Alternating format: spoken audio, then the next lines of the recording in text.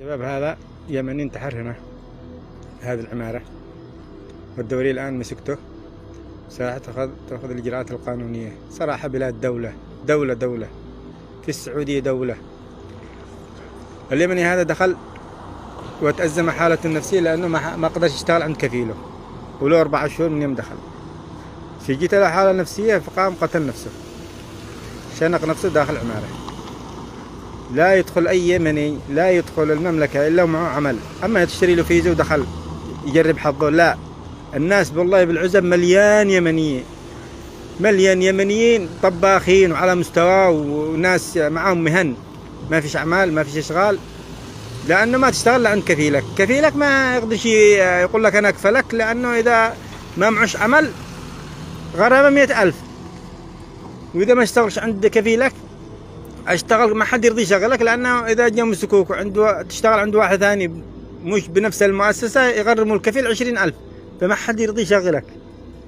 خايفين من الغرامات قوة، يعني نظام هنا نظام ما في شيء مرحميني.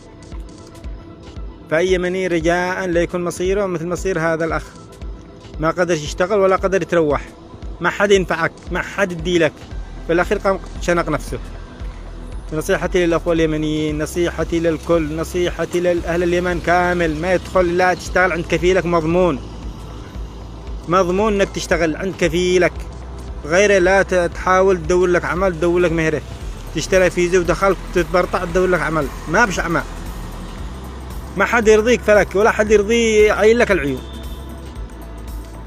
فنصيحة من أخ لأخوه، هنا نظام وقانون، ما هيش وساطة ولا نظام يطبقوا نظام. لازم نستوعب ايش معنى كلمة نظام، عشان ما يكونش مصيرك مثل مصير الأخ. الله يحفظ اليمن وشعب اليمن. لا يدخل واحد إلا ويشتغل عند كفيله، مش يشتري له فيزا ودخل، مش دارين يولي. الله معاكم، حتى لو كان معه مهنة.